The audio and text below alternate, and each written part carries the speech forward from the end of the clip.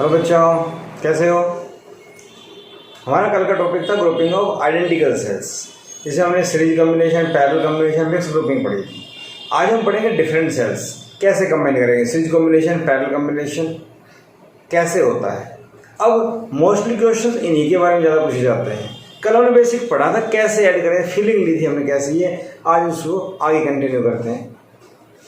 पहला टॉपिक है हमारा सीरीज कॉम्बिनेशन।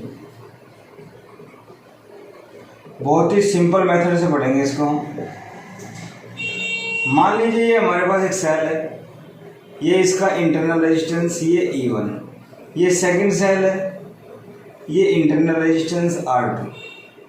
ठीक है भाई, ये पॉइंट A ले लिया, यहाँ पॉइंट B ले लेते हैं, इसको C ले लेते हैं। ठीक है, ये सेल E1 इंटरनल इतना, अगर ये सेल देखा जाए तो डिस्चार्ज हो रही है दोनों, तो करंट कितना फ्लो कर रहा है आई। आपको तो डिस्चार्जिंग में पॉजिटिव से निकलता है, नेगेटिव में एंटर करता है। ठीक है, तो दोनों सेल के थ्रू सीरीज में करंट क्या रहेगा, सेम रहेगा। अगर मैं पोटेंशियल डिफरेंस की बात करूं तो सेल का पॉजिटिव टर्मिनल ये है, तो ए का पोटेंशियल ज्यादा होगा ना, हायर पोटेंशियल में पॉजिटिव होता है और लोअर पोटेंशियल में नेगेटिव होता है। पीछे हमने सेल्स में डिस्कस किया था। तो अगर मैं लिखूं VA minus VB potential difference of this, तो V क्या होता है, E माइनस आई आर। मैं लिखूं since cells are discharging, so use V equal to E minus I R। हाँ या ना। अगर ये लिखता हूं मैं तो VA minus VC VB, VA minus VB क्या होगा, E1 माइनस IR1, राइट। ठीक है, एंड VB माइनस VC, क्योंकि इसका पॉजिटिव और इसका नेगेटिव, तो B ज्यादा है भाई। सेल का पॉजिटिव ये, नेगेटिव तो पॉजिटिव ज्यादा होता है। ये हो जाएगा E2 माइनस IR2। बात समझ में आ गया। ठीक है, मुझे क्या चाहिए, मुझे चाहिए टोटल। तो फिर टोटल क्या होता है, VA माइनस VC। इन दोनों का इक्विवेलेंट चाहिए, तो A और C के बीच में। तो VA माइनस VC कैसे आएगा, देखो मुझे चाहिए VA और VA माइनस VC, ये प्लस का ये माइनस का, तो दोनों ऐड करेंगे तो कैंसिल। इसका मतलब दोनों को ऐड कर दो। तो इसको क्या लिख सकते हैं, VA minus VB plus VB minus VC। कहने का मतलब मैंने क्या किया, इन दोनों को ऐड कर दिया, तो ये आ जाएगा डायरेक्ट। समझ पा रहे हैं, VA माइनस VC चाहिए, तो ये कैंसिल करना है, ये प्लस का ये माइनस का अपने आप कैंसिल हो रहा है। इसका मतलब दोनों को ऐड कर दो। ठीक है भाई, वैल्यू पुट करें, E1 minus IR1 plus E2 minus IR2। तो यहां क्या हो जाएगा, E1 plus E2 minus I common R1 plus R2। ठीक है भाई, VA माइनस VC जो पोटेंशियल डिफरेंस है, इक्विवेलेंट पोटेंशियल डिफरेंस।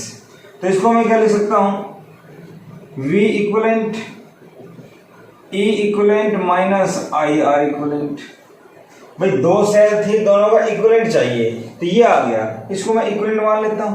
तो मेरी बात समझ रहे हो। और V इक्विवेलेंट किसके बीच का, A पॉइंट और C पॉइंट के बीच का, तो इसको VA माइनस VC ही रखें तो ज्यादा सिंपल हो जाएगा।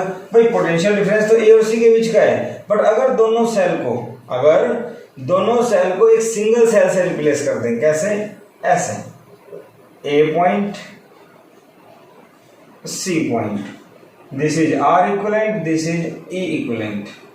तो इसको क्या लिखा जाएगा, VA minus VC, E equivalent minus IR equivalent. हाँ या ना। भाई इन दोनों को करने से यहां तक आ गया, ये यहां तक आ गया। इसके बाद ये इक्वेशन इक्विवेलेंट की, दोनों सेल को रिप्लेस करते सिंगल सेल से, दोनों सेल को सिंगल सेल से करेंगे, मतलब दोनों का रिजल्टेंट ये सेल है, तो E इक्विवेलेंट R इक्विवेलेंट ये आ गया। ठीक है, इक्वेशन नंबर 1 डाल दो, इक्वेशन नंबर 2 डाल दो। कहां से आई, यहां से आई। अगर मैं लिखूं ऑन कंपेयरिंग, अगर दोनों को कंपेयर कर देता हूं तो बेटा E इक्विवेलेंट क्या आया, E1 प्लस E2, और बेटा R इक्विवेलेंट क्या आया, R1 प्लस R2। बात समझ में आ गई। तो हमने कल डिस्कस किया था कि आइडेंटिकल सेल अगर सीरीज कॉम्बिनेशन में होती हैं तो डायरेक्ट ऐड होती हैं, वो चीज़ सेम आ रही है। अगर डिफरेंट सेल भी सीरीज कॉम्बिनेशन में है तो ईएमएफ ऐड होता है। अगर 2 सेल है तो E1 प्लस E2, अगर 3 सेल है तो E1 plus E2 plus E3 and so on. लेकिन ये सारे सेल प्रॉपरली कनेक्ट है, पॉजिटिव से नेगेटिव, सॉरी नेगेटिव से पॉजिटिव, सेल का नेगेटिव इसके पॉजिटिव से, और अगर नेगेटिव नेगेटिव होता तो रॉन्गली कनेक्ट हो जाता। ठीक है, रॉन्गली कनेक्ट का मतलब सेल का ईएमएफ सब्ट्रैक्ट हो जाता है, रॉन्गली कनेक्ट का मतलब सेल का ईएमएफ सब्ट्रैक्ट, यहाँ ऐड, प्रॉपर कनेक्ट है तो ऐड हो जाएगा। ठीक है भाई, ये बात समझ में आ गई। सीरीज कॉम्बिनेशन में क्या करना है, सीरीज कॉम्बिनेशन में दोनों को सोल्व करो, VABC निकाल लो और कंपेयर कर दो। ठीक है, अब मुझे इतना पता लग गया 2 सेल हैं, इक्विवेलेंट ईएमएफ सीरीज कॉम्बिनेशन में ऐड करने से आ जाएगा। अगर मैं कह दूं 4n सेल्स, कैसे, ऐसे,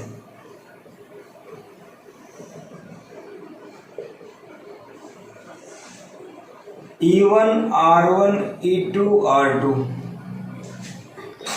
EN RN, कोई 2 पॉइंट के बीच में, तो इसका E इक्विवेलेंट क्या आएगा बेटा, E1 plus E2 and so on EN, और R इक्विवेलेंट क्या आएगा, R1 plus R2 and so on R1। इसका मतलब वही, मुझे 2 बातें समझ में आई कि सीरीज कॉम्बिनेशन में EMF डायरेक्ट ऐड होता है और रेजिस्टेंस जो होता है इंटरनल रेजिस्टेंस वो भी डायरेक्टेड होता है। तो सीरीज कॉम्बिनेशन में ईएमएफ डायरेक्टेड और रेजिस्टेंस भी डायरेक्टेड। ध्यान रखना सेल्स प्रॉपरली सेम ऑर्डर में कनेक्ट हो, मतलब पॉजिटिव से नेगेटिव कनेक्ट हो। ठीक है, इतनी बात मुझे समझ में आ गई। अब इसके ऊपर क्वेश्चन कैसे बनते हैं वो देखते हैं। सपोज कीजिए आपके पास क्वेश्चन आ जाए कि ये 2 सेल्स हैं इस टाइप से, 10 वोल्ट, 5 वोल्ट, 1 ओम, 3 ओम और एक्सटर्नल रेजिस्टेंस जोड़ दिया 10 ओम का। ठीक है, find current in circuit.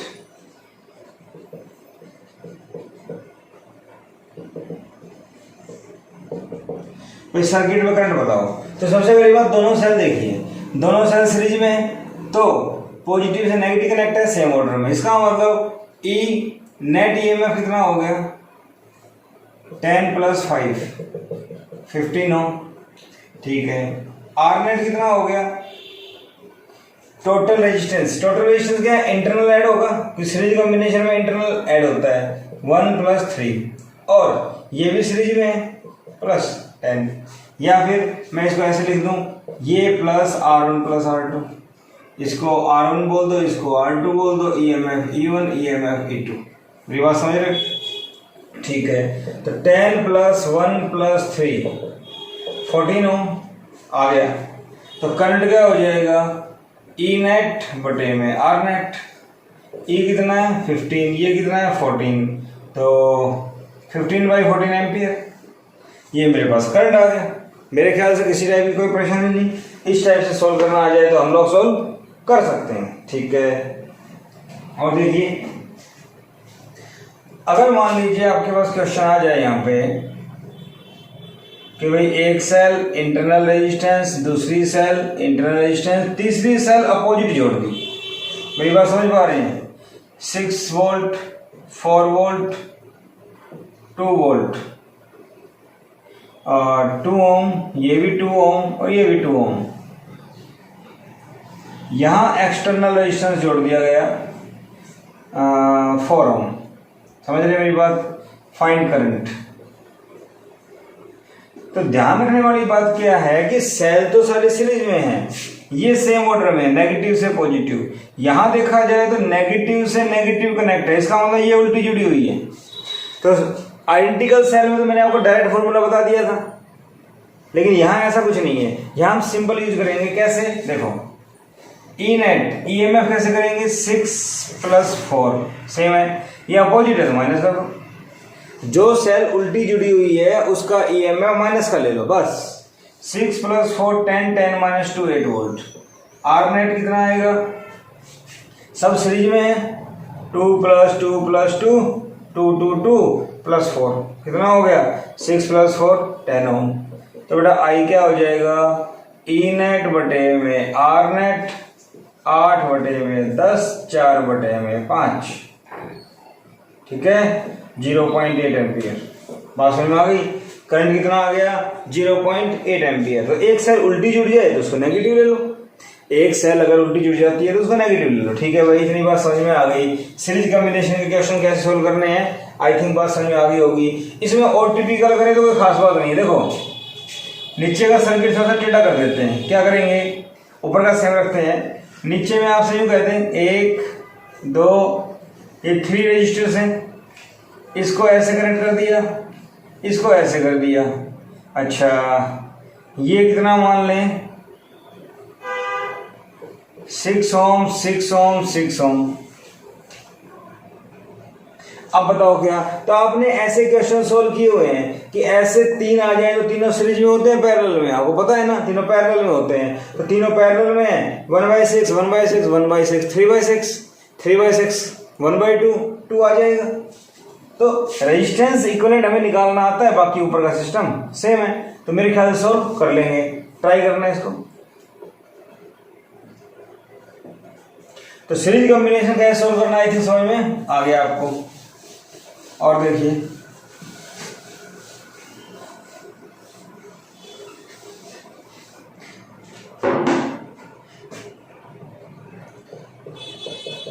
Parallel combination of different cell. सबसे बड़ी बात है सीबीएसई पॉइंट ऑफ व्यू के लिए बहुत इंपॉर्टेंट है, क्या चीज डेरिवेशन, बहुत बार पूछा जाता है, ठीक है। और numericals for NEET and mains, इस टॉपिक की जो थ्योरी है वो सीबीएसई एग्जाम से पूछी जाती है, और इसके जो न्यूमेरिकल्स हैं वो नीट और मेंस में आमतौर पर पूछे जाते हैं। तो बहुत इंपॉर्टेंट टॉपिक है, ठीक है। देखिए कैसे क्या करना है इसमें। सपोज कीजिए मेरे पास 2 सेल है, एक इंटरनल रेजिस्टेंस E1 R1, दूसरी ये ले ली ऐसे, इसको ऐसे जोड़ा और बेटा इसको ऐसे जोड़ दिया, ठीक है ऐसे। सर्किट कंप्लीट करना होता है, हम कर नहीं रहे, एक्सटर्नल रेजिस्टेंस का मैं यूज नहीं कर रहा। E2 R2 2 different cells properly connected देखो, और R1 R2 लिया हुआ है। मान लो यहां से करंट आया I1, पॉजिटिव से निकलेगा नेगेटिव से एंटर करेगा क्योंकि सेल डिस्चार्ज हो रही है। यहां से करंट आया I2, ये भी ऐसे, तो I1 प्लस I2 हो गया। मेरी बात समझ पा रहे हैं आप, I1 प्लस I2 हो गया। अगर मैं नाम दूं AB, तो मुझे जरा ये बताओ A और B इन दोनों पॉइंट में ऊपर की सेल और नीचे की सेल दोनों पैरेलल में, तो दोनों के अक्रॉस जो पोटेंशियल डिफरेंस है वो क्या होना चाहिए सेम। दोनों के अक्रॉस जो पोटेंशियल डिफरेंस है वो क्या होना चाहिए सेम, ठीक है। क्या लिखे, since cells are discharging so cells discharge हो रही है तो क्या यूज करेंगे, V equal to E minus I R use करेंगे, ठीक है। तो VA minus VB, VA minus VB, इसको मैं V मान लेता हूं, आसान हो जाएगा। तो VA minus VB equal to V, ऊपर वाले सर्किट के लिए E1 माइनस IR1 या I1 R1, I1 करंट अलग है, रेजिस्टेंस अलग है, ये अलग है, सब आ गया। इतनी बात समझ में आ गई, ठीक है। यहां से I1 R1 को इधर ले आओ, E1 माइनस V, I1 अगर निकालता हूं तो E1 minus V by R1, ठीक है। I1 निकाल लिया मैंने, क्या कर रहा हूं मैंने यहां से ये लिखा VA माइनस VB को मैंने V लिखा। VA माइनस VB क्यों किया, क्योंकि बैटरी का पॉजिटिव ये है तो ये ज्यादा हायर पोटेंशियल पे होगा, ठीक है। I1 क्यों निकाला, क्योंकि सर्किट में देखो करंट डिवाइड हो रहा है, I1 प्लस I2 आया और I1 प्लस I2 बन गया, और इसको मैं I मान लूं तो I equal to I1 plus I2 हो गया ना। तो I1 और I2 की वैल्यू अगर मैं यहाँ पुट कर दूंगा तो मेरा कुछ ना कुछ सोल्व करके इक्वेशन बन जानी चाहिए। तो दोनों का सम मैंने I मान लिया, टोटल करंट क्या मान लिया I, तो मैंने I1 निकाल लिया, ठीक है। यहां मैं अगर चलता हूं एंड सेकंड नीचे वाला V A minus V B, इसको भी वी मान लेते हैं, E two minus I two R two इसके लिए, ठीक है। यहां से वी था, आई टू आर टू को इधर ले आओ, E two minus V, I two अगर निकालता हूं तो E two minus V by R two, ये भी बात समझ में आ गई, ठीक है। Now I equal to I one plus I two, ये मैंने बताया यहाँ पे। तो ये अगर है तो पुट कर दो, मैं लिख देता हूं put I1 and I2 in above equation. इस इक्वेशन में इसकी वैल्यू पुट करते हैं, ठीक है। तो वही I क्या बन गया I1, I1 क्या था E1 minus V by R one plus E2 minus V by R two. I think बात समझ में आ रही है। I1 I2, यहां से ध्यान दीजिए E1 by R one, E2 by R two दिख रहा है ना आपको, लिख सकते हैं इस वजह से minus V by R one minus V by R two, ये भी बात समझ में आ गई। तो देखो इसका एलसीएम ले लो यहाँ पे, तो E1 R2 ऊपर प्लस E2 R1 और R1 R2 ऐसे आ जाएगा, minus V common 1 by R1 plus 1 by R2, ये भी बात समझ में आ गई। तो यहां देखें I equal to E1 R2 plus E2 R1 divide by R1 R2 minus V, LCM लेंगे तो R1 प्लस R2, अरे भाई R2 ऊपर R1 ऊपर डिवाइड बाई R1 R2, समझ में आ रही है बात। R1 R2 हो जाएगा ये, ठीक है। इतनी बात मुझे समझ में आ गई, एलसीएम लेना था, कैलकुलेशन है। इस इक्वेशन के अंदर इस टर्म को उठा के इधर ले आओ, तो v R1 प्लस R2 बटे में R1 R2 और इक्वल टू में E1 R2 प्लस में E2 R1 divide by R1 R2 minus आई, ये लिख दिया। अब इस टर्म को उधर ले जाओ, ध्यान से v इक्वल टू इस टर्म को क्रॉस इधर ले जाऊंगा तो R1 R2 ऊपर आएगा, तो R1 R2 से R1 R2 कैंसिल और ये टर्म कहाँ जाएगी नीचे, तो E1 R2 plus E2 R1 बटे में R1 प्लस R2 माइनस आई, ये टर्म ऊपर बटे में ये टर्म नीचे। तो मेरे पास v की वैल्यू आ गई E1 R2 plus E2 R1 plus minus I R1 R2 divide by R1 plus R2, ठीक है भाई। मेरे पास यहां तक की वैल्यू आ गई कि v कैसे आया, v मेरे पास कैसे आया, ठीक है। इसके बाद देखो अभी यहां ये दिख नहीं रहा आपको, मैं यहां लिख देता हूं put I1 and I2 in equation या इन I इन अबव इक्वेशन, ऐसे कर देते हैं। अबव इक्वेशन है ना आपको वही वाले I1 I2 यहाँ। तो हमने क्या किया, इस तरह सर्किट बनाया, ए बी में से ए का पोटेंशियल ज्यादा V A B E minus I R, इसके लिए I1 I2 निकाला, पुट कर दिया इसमें। पुट करने के बाद E1 E2 अलग वी अलग, वी की टर्म इधर ले आए, आई उधर ले गए और सिंपल वी निकाल लिया। व्हाट इज वी, वी है B A minus V B, ठीक है भाई। इतनी बात मुझे समझ में आ गई। तो आगे देखो, एक्चुअली सेल्स के अंदर V A minus V B, V मतलब ए और बी दोनों पॉइंट थे और ए और बी पॉइंट के बीच में दोनों सेल जुड़ी हुई थी, ठीक है। तो मान लेते हैं कि ये मेरा इक्विवेलेंट रेजिस्टेंस का सर्किट, भाई ए और बी दो पॉइंट थे, टोटल करंट I माना था, तो इसको मैं E इक्विवेलेंट मान लूं और इसको R इक्विवेलेंट मान लूं, कोई दिक्कत नहीं। तो VA माइनस VB आ जाएगा जैसे पहले आया था, और VA माइनस VB को मैंने क्या माना V, तो ये हो जाएगा E equivalent minus I R equivalent, ठीक है। तो इसको मैं नंबर देता हूं, इक्वेशन नंबर जो भी था सेकंड मान लेते हैं, दिस इज थर्ड। तो मैं लिखूं comparing equation second and third.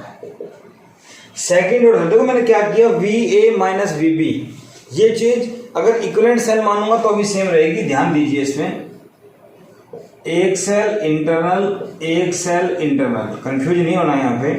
ये पॉइंट ए, ये point B, E1 R1 E2 R2। तो इन दोनों का potential difference VA minus VB दोनों का सेम है। अगर दोनों को रिप्लेस करके एक सिंगल सेल ले लेता हूं मैं ऐसे, तो भी VA माइनस VB तो सेम ही रहेगा ना, इसलिए ये सेम रखा मैंने, और ये सेम रहेगा तो मैंने B निकाल लिया। मेरी बात समझ रहे हो?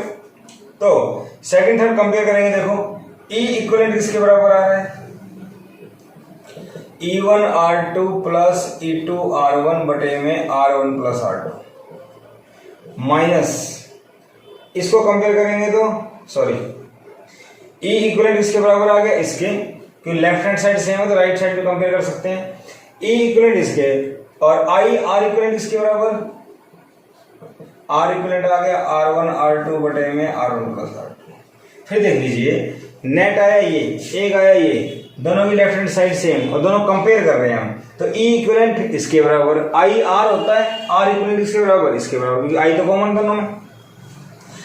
तो ये चीज आई, इसको मैं क्या लिख सकता हूँ, 1 by R equivalent equal to R1 plus R2 divide by R1 R2। इसको मैं लिख सकता हूँ 1 by R1 plus 1 by R2। तो एक चीज तो यहाँ से क्लियर है कि इक्विवेलेंट जो रेजिस्टेंस है पैरेलल कॉम्बिनेशन में, रेजिस्टेंस पैरेलल में रेसिप्रोकल करके कनेक्ट करते हैं, तो इसमें भी रेसिप्रोकल करके ही कनेक्ट करेंगे। सीरीज में रेजिस्टेंस डायरेक्टेड और पैरेलल में उल्टा करते हैं, तो वही चीज आ रही है, रेजिस्टेंस वैसे ही ऐड होंगी। ठीक है, इसके बाद बात की EMF की, तो यहां से क्या चीज निकल के आती है, in this combination, in this combination का मतलब है parallel combination of different cells, E equivalent can't be obtained only in terms of E1 and E2। E equivalent जो है वो सिर्फ E1 E2 की टर्म में ऑब्टेन नहीं कर सकते, उसमें रेजिस्टेंस भी आएगा। CBSE में एक बार क्वेश्चन आ गया था, prove that when two different cells are connected in parallel equivalent EMF cannot be obtained only in terms of E1 E2। तो बच्चे कंफ्यूज हो गए थे ये क्या आ गया, लेकिन रिजल्ट मुझे समझ में आता है, मैंने अच्छे से समझा है, तो कोई बात नहीं, चीज वही है। इतनी बात समझ में आ गई? ठीक है भाई, तो पैरेलल कॉम्बिनेशन मेरे पास ये आ गया, यहाँ तक ओके है, किसी टाइप की कोई परेशानी नहीं है। चलो आगे इसमें थोड़ा डिस्कशन करते हैं। ये फॉर्मूला आ गया 2 सेल के लिए, बिल्कुल ओके है, समझ में आ गया। मान लो 3 सेल आ जाए, तो 3 सेल के लिए हम ऐसे तो कुछ नहीं कर सकते, तो हम करते हैं नाउ E इक्विवेलेंट को R इक्विवेलेंट से डिवाइड कर दो। तो बेटा E इक्विवेलेंट क्या है, E1 R2 प्लस में E2 R1 divide by R1 plus R2, यही तो था। ठीक है, R इक्विवेलेंट क्या था, R1 R2 divide by R1 plus R2, ये भी बात समझ में आ गई। ठीक है, तो इसके डिनोमिनेटर में R1 प्लस R2, इसके भी ये दोनों कैंसिल, ये बच गया E1 R2 प्लस में E2 R1 बटे में R1 R2। बात समझ में आ रही होगी, मैथमेटिक्स है। इसको इससे डिवाइड करूंगा तो R2 से R2 cancel, E1 by R1 plus में E2 बाई R2, क्योंकि R1 कैंसिल हो जाएगा। तो E equivalent by R equivalent अगर मुझे समझ में आता है, तो यहां से मेरे पास एक कॉम्बिनेशन बन जाता है। तो अगर मैं इसके बाद लिखूं फॉर n सेल्स, तो अगर बेटा n सेल की बात होती है तो E equivalent by R equivalent, E1 by R1 plus E2 by R2 and so on En by Rn। तो मेरे पास पैरेलल में डिफरेंट सेल्स हों, मेरे पास पैरेलल में डिफरेंट सेल्स हों और सब अलग अलग हों, तो इक्विवेलेंट EMF निकालने का ये तरीका है। मेरे ख्याल से कोई परेशानी नहीं है। ठीक है भाई, इतनी बात समझ में आ गई। ओके, पैरेलल सेल कैसे कनेक्ट होंगी, इक्विवेलेंट रेजिस्टेंस रेसिप्रोकल करके आए कोई पूछे तो, अगर 2 सेल, जनरली 2 सेल ही आती हैं, तो EMF का फॉर्मूला ये हो गया। 3 आ जाए तो इस टाइप में लिख सकता हूँ, E इक्विवेलेंट बटे R इक्विवेलेंट, ये लिखना पड़ेगा और ऐसे चलते जाएंगे। 3 सेल आ जाए तो E1 by R1, E2 by R2, E3 by R3, E equivalent by R equivalent R equivalent निकाल लो, ई इक्विवेलेंट आ जाएगा। समझ रहे हैं? ठीक है, चलो थोड़ा और सपोज कीजिए, क्या नोट कीजिए, एक क्वेश्चन ये बन जाए, ये E1 ये R1 और ये सेल ऐसे कनेक्ट कर दी उल्टा करके, मेरी बात समझ रहे हैं? पैरेलल में उल्टा कर दिया कनेक्शन ऐसे, ये हो गया E2, ये हो गया R2 AB। ये वही बात है, इसको ऐसे कर लो, कोई परेशानी वाली बात नहीं, टेंशन वाली बात नहीं, सोचने वाली बात नहीं है, वही बात है। इसको ऐसे कर देते हैं, कोई कंफ्यूजन नहीं किसी टाइप का। यहां देखो, यहां से करंट गया I1, यहां से करंट यूं जाएगा I2, तो बेटा ये उल्टा हो रहा है, नहीं अपोजिट हो रहा है, तो यहां पे I1 माइनस I2 आएगा। लेकिन आपको ज्यादा नहीं सोचना, हम किरचॉफ्स लॉ का यूज करके इसको सोल्व कर सकते हैं। किरचॉफ्स लॉ आपको आता है, नेक्स्ट लेक्चर में पढ़ेंगे वैसे हम, लेकिन मैं आपको डायरेक्ट बता रहा हूं। अगर दो सेल पैरेलल में हो और उल्टी जुड़ रही हो तो ई इक्विवेलेंट का फॉर्मूला हो जाएगा E1 R2 minus E2 R1 और R इक्विवेलेंट वही रहता है जैसे था। दो रेजिस्टेंस जब पैरेलल में होते हैं तो कैसे होते हैं? ऐसे होते हैं। ये चीज कैसे आई? ये मैं किरचॉफ्स लॉ अप्लाई कर सकता हूँ, किरचॉफ्स लॉ से आ सकता है, लेकिन आप चाहें तो अप्लाई करके देख सकते हैं। आपको मैंने बता रखा है, वैसे कैपेसिटर में जो यूज किया था वैसा ही है। अदरवाइज कल के लेक्चर में किरचॉफ्स लॉ ही पढ़ेंगे हम, लेकिन पता होना चाहिए, डायरेक्ट याद कर सकते हो। अगर पॉजिटिव पॉजिटिव है तो पहले वाला फॉर्मूला ये वाला, बट अगर पॉजिटिव के साइड में नेगेटिव आ जाए तो यह माइनस आ जाता है। सेम सवाल एक बार नीट में आ चुका है, वैल्यू थी कुछ, सेम क्वेश्चन नीट में आ गया था, बच्चे कुछ गलत करके आए थे नॉर्मली, तो अपने आप पढ़ने वाले बच्चे हैं। अदरवाइज पता लग जाए तो कोई दिक्कत नहीं है, बस ध्यान रखना है। ट्रिक्स है, मान लो पॉजिटिव पॉजिटिव नेगेटिव नेगेटिव आ जाए तो प्लस का फॉर्मूला, अदरवाइज अपोजिट आ जाए तो माइनस का फॉर्मूला, ठीक है ना। और अगर तीन सेल आ जाए, जो सेल उल्टी जुड़ी हुई है उसको माइनस करना है, ठीक है। अब आपको कंफ्यूजन होगा, भाई इसमें से ये माइनस कर दिया, आंसर नेगेटिव आ गया, तो ऐसी कोई बात नहीं है। जो वैल्यू बड़ी आ रही है ना उसको पहले ले लो। जैसे E1 R2 minus E2 R1 है, मान लो ये बड़ा आ रहा है तो E2 R1 minus E1 R2। EMF तो पॉजिटिव आना चाहिए ना, EMF नेगेटिव आने का मतलब हमने अपोजिट ले लिया, VA minus VP VP minus VA ले लिया, उससे कोई फर्क नहीं पड़ता। समझ रहे हैं मेरी बात? A का पोटेंशियल हाई है, B का कम है, तो VA माइनस VP, अगर VP माइनस VA कर दूंगा तो क्या हो जाएगा? नेगेटिव। तो जिसका ज्यादा हो वो पहले लो, ठीक है, कोई परेशानी नहीं, आंसर प्लस का आना चाहिए। जस्ट इतना ध्यान रखना है, सेल अगर उल्टी जुड़ी हो पॉजिटिव से नेगेटिव तो बीच में माइनस आएगा, और जो वैल्यू जिसका प्रोडक्ट ज्यादा हो वो पहले ले लो, ठीक है। इतनी बात समझ में आ गई, रेजिस्टेंस ऐसे आ जाए इसके अंदर। ओके, तो इस फॉर्मूले को यहां यूज करें तो समझ लो मेरी बात, E1 बाई R1, जो सेल उल्टी जुड़ी हुई है उसको माइनस का ले लो। अरे यहाँ माइनस लेंगे तो वही तो आएगा। चलो करके दिखाता हूँ आपको। ये बात समझ में आ गई, ध्यान रखना इसका।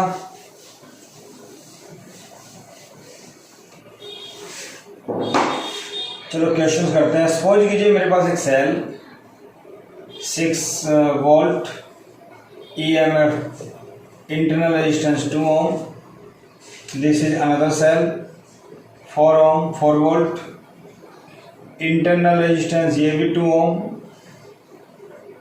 और एक्सटर्नल रेजिस्टेंस लगा दिया मैंने एक 6 ओम, ठीक है। Find current. तो दो डिफरेंट सेल है, हमने वो करंट चाहिए। तो करंट क्या होता है?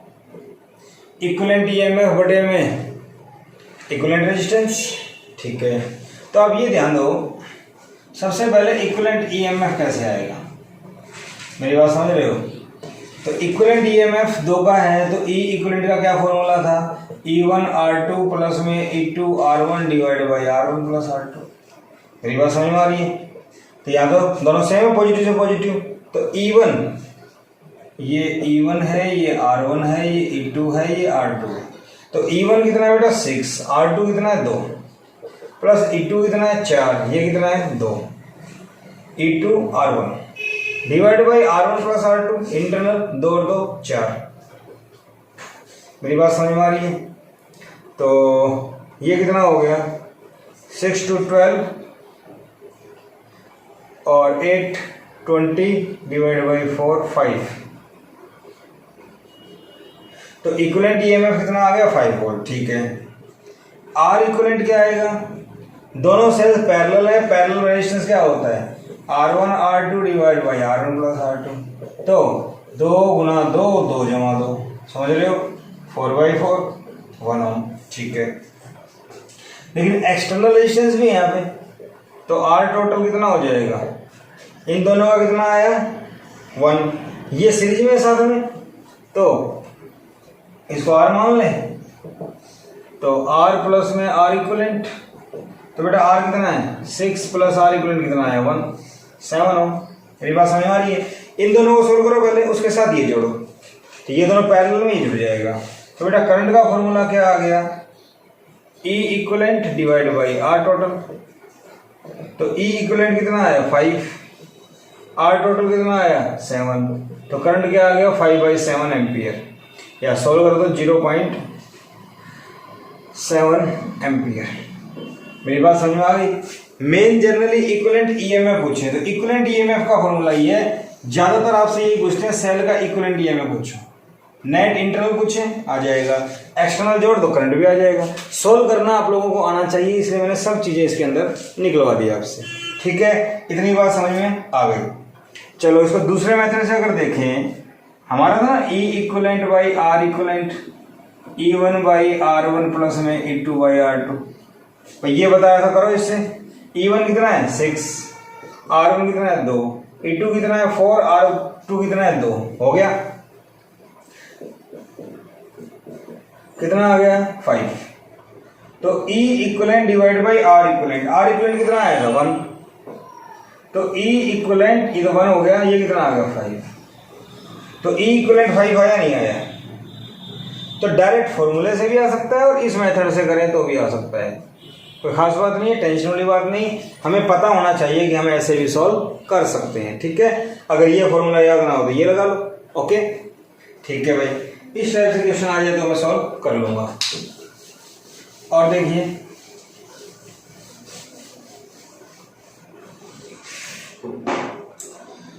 सपोज कीजिए एक क्वेश्चन आ जाए, सेल है 10 वोल्ट, इंटरनल रेजिस्टेंस 1 ओम या 4 ओम ले लो, यहाँ एक सेल है, इसको उल्टा जोड़ दिया, this is 4 volt, internal resistance 2 ohm, external resistance लगा देते हैं 6 ohm, find equivalent EMF, equivalent internal resistance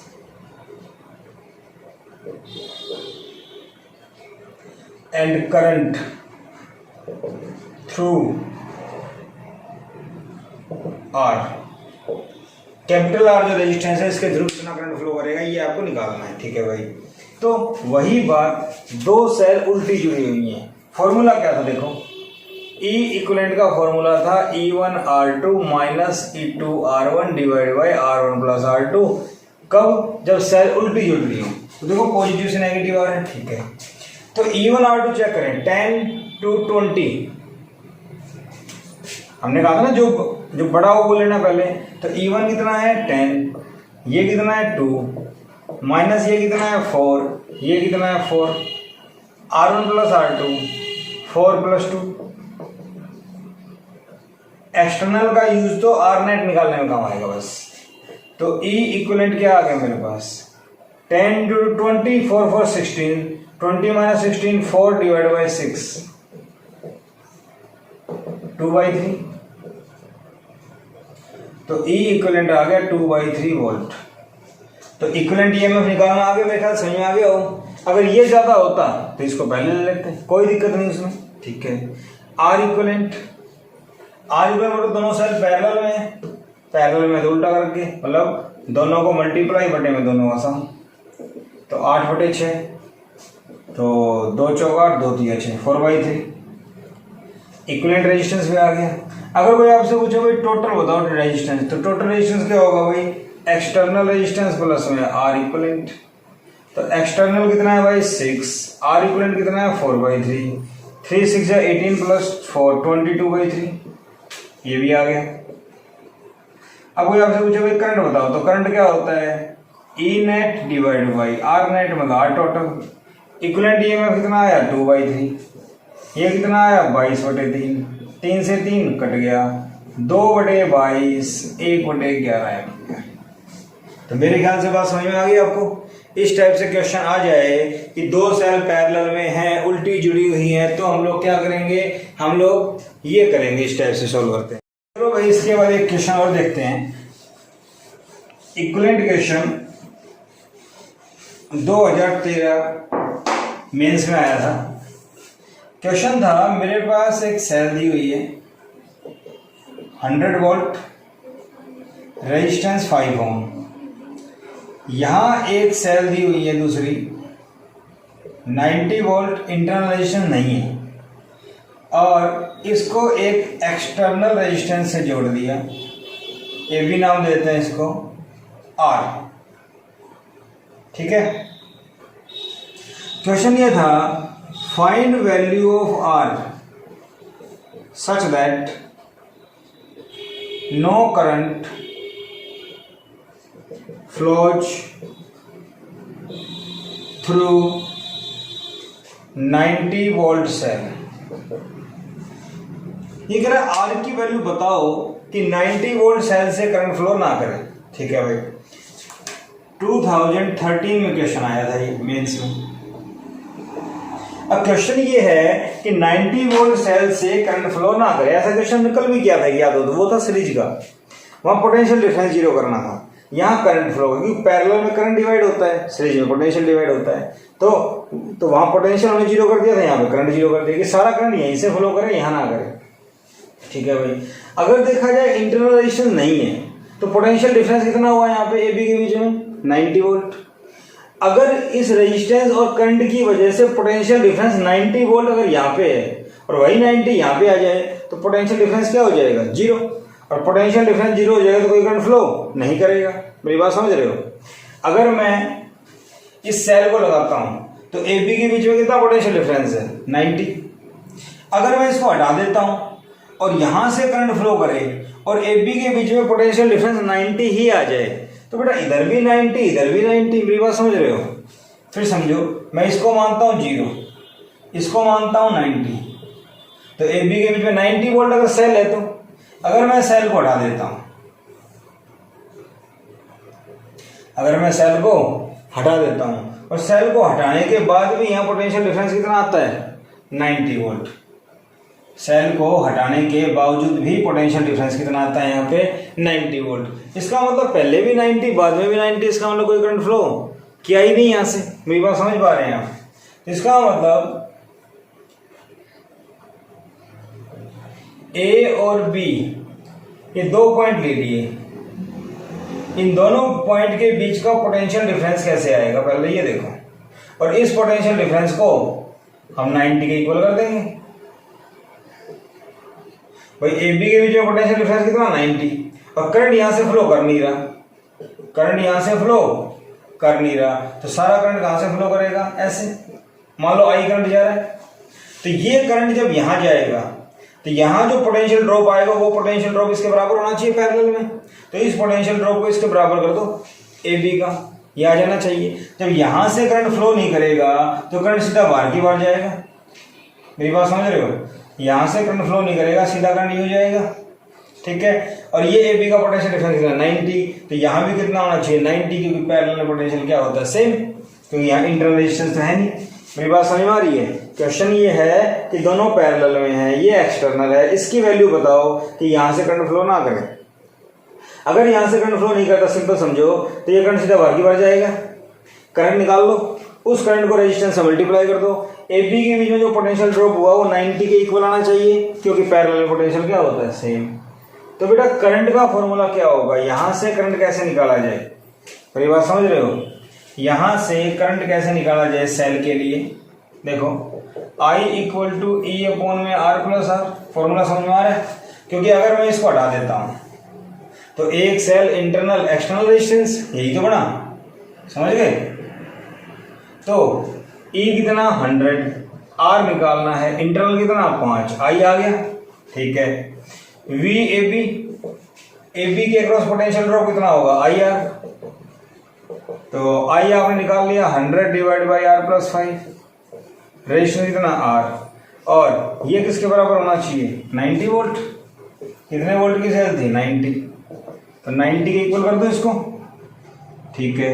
cross multiply करेंगे तो बेटा 100 आर और 90 इंटू में आर प्लस 5, तो सोल्व करो 100 R equal to 90 R equal to 450